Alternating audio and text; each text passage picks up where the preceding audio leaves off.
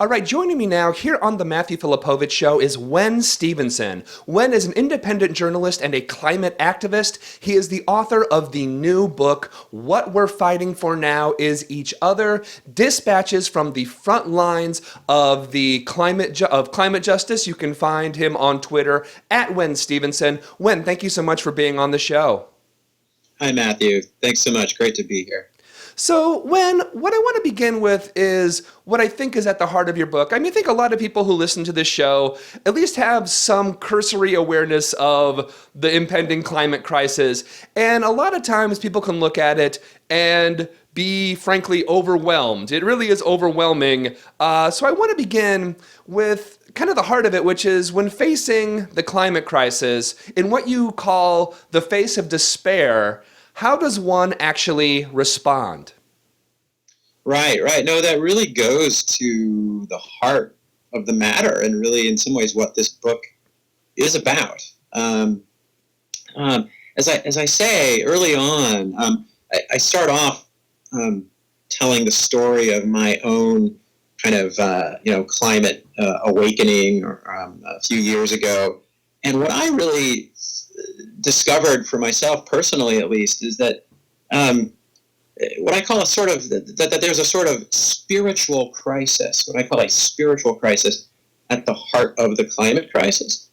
And I go on to very quickly to explain that when I say spiritual, I don't necessarily mean religious, in the kind of traditional sense, although for a lot of people, and I would include myself in this, for a lot of people it is religious, a kind of wrestling with one's, perhaps if one is a person of faith. But what I mean by spiritual here is really much more, I just mean deeply human. I just mean, that coming to terms with what's actually happening to the planet and the speed at which it is happening and what it's going to mean for all of us. I mean, what it's certainly for children today and grandchildren and future generations, but even for those of us, many of us who quite possibly in our own lives, what it may mean. It really kind of forces you back into this kind of questioning, a kind of dark night of the soul. I've called it, and other people I've talked to really agreed with that. It forces you to really confront really some of the most difficult questions about ourselves and our society. And so for me, it kind of forced me into what I call this spiritual crisis. And what I found, and this was really one of the, for me, one of the real revelations of the reporting, that I did along the way. I mean, maybe I should say that, the book is primarily not about me. Right. It's primarily about people I've worked alongside in the climate movement and people I've reported on and gotten to know in the climate justice movement. And one of the things that really struck me is that so many of the people who are now most committed to working on climate change, including activists who've really laid it on the line, laid their bodies on the line, but not just those people, people who've really just committed their lives to the struggle, have been through this. They've been through this kind of dark night of the soul, Mm-hmm. and emerged on the other side somehow with a new sense of resolve. They've come to terms with it, and they now have a sense of resolve, to get up every morning and go to work on this. I guess the question, I'll start with you personally. How did you find that resolve? Because again, it's, we can kind of, when you actually look at the reality of climate change, it's like, we're not going to, we're way past many checkpoints of actually keeping human society as we know it. We have passed many thresholds for that, and we're still burning fossil fuels left and right. We still have President Obama with his all of the above strategy. How did you personally, in the face of that, actually come to finding your own resolve? Yeah. That's a fair question. I think it's important to note there, as you kind of suggest, that the thing that really pushed me over the line, on this was precisely, it was both coming to terms with the science, so the scientific reality, and the politics, the political reality, you know? Mm-hmm. So I was kind of radicalized by the science and the implications of the science, like what it will actually take for us as a society to deal with this, right? And then also just, admitting to myself that, look, the politics just isn't there for this, Yeah. We're just not there. Our political system has completely failed to grapple, to deal adequately with this. So that's going to push me over the line. And then I think the most important thing for me and for others in finding that resolve has been, finding a way in which continuing to fight, continuing to work on this still matters. It's like the biggest danger, I think, for folks, whether they're already environmentalists or not, and I don't even really I've never really thought of myself as an environmentalist. I came to this as someone, who's not been a part of the environmental movement. Mm-hmm. But no, I think the most important thing is not to fall into fatalism. Yeah. Right? There's a kind of fatalistic, all is lost. Therefore nothing that I do now will matter. Right. Kind of mentality that can set in, and I know a lot of people who do feel that way. So for me, it was precisely this notion of climate justice mm-hmm. that brought me to a place where I felt like, you know what? It's never too late. It brought me to this place of realizing I had something truly to fight for, both for my own children. I have two children who are, one is 15, my son is 15, and my daughter is 11, but also for everybody's children, and for all those people in the world, the vast majority of the world's population, who've done nothing to cause this, little or nothing to cause it, and yet are already bearing the brunt of it, and will bear far worse consequences now, we know, in the future. So what I finally came around to, and this is kind of where the book ends up, is that given what's coming, given what we know we've sort of locked in at this point. Which is what, real quick, just if, I think a lot of people kind of know, but it's always kind of important to kind of, let's lay it down for some people who are like, less water, more storms, but no, what right. really do we know is coming? Right. Okay. Well, I should be very careful and say that we don't really know with right. precision what's coming. So really we shouldn't do anything. All right, conversation over.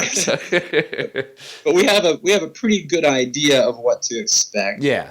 And that certainly includes a continuing intensification of the extreme weather that we're already seeing. That's probably the major thing we can say with some certainty at this point. So ever more intense storms, droughts, floods, fires, all of that stuff, which as it continues and as it intensifies will at some point start to become destabilizing to societies. And I think we've already seen that in some places. A lot of people would say that the climate change has had a big role in the drought in the middle in Syria, mm-hmm. and helped destabilize Syria, for example. But also, we know that there is a good bit of sea level rise now locked in. We don't know exactly how much, anywhere from 3 feet to maybe 10 feet this century, right? Yeah. So that means that there are certain cities in the United States that it's probably too late to save, Miami, for example. There's going to have to be a very deliberate, retreat from low-lying coastal areas. And those also will be very, destabilizing, certainly dislocating in terms of economics and socially and economically. So all, there are other things we can say. we know that water scarcity is going to become a big, big issue by the middle of this century. I mean, it's already a big issue. But the melting of glaciers, increasing drought, studies show that we could see as much as a third of the world's population by the middle of this or latter part of this century in some pretty truly dire circumstances in terms of water scarcity. So it goes on and on. But those are the kind of things we can already expect. And if we don't radically reduce emissions far beyond what's currently on the table, say, UN talks in Paris, it will get truly out of control, and possibly even by the end of this century, or before. So that is what we're talking about. So my do you want me to go on then? Yeah, please do. Please do. Yeah, how I got around to my kind of sense of resolve. Yeah. Yeah. It's that, okay, when we look honestly at that situation, we have to ask ourselves, okay, what is it then that we're actually fighting for? It's not necessarily honest to say that we're fighting to, quote, solve the climate crisis at this point. Yeah. Because it's too late to solve it. We're already in it, right? We have a climate crisis. It's also important to note that, we're not just fighting to stave off some sort of, quote unquote, climate catastrophe. Because what is catastrophic, as I say in the book, really depends on where you live and how poor you are, and more often than not, the color of your skin, because these things are obviously correlated. Yeah. And so a lot of people in the world are already facing catastrophic conditions, what would be considered catastrophic at only 1 degree Celsius of global warming. So yeah, what I realized is that given all of that, in addition to our overriding imperative of keeping fossil fuels in the ground, it means that our fights for social justice and democracy, that these things now matter as much or more than ever. Because as we head into this future, what kind of a democracy we have, what kind of a government we have, even what kind of constitution we have, and which all is part of what kind of a society we're going to have as we head into this future, that now matters more than ever. And that becomes central to what I and other people I know mean by climate justice.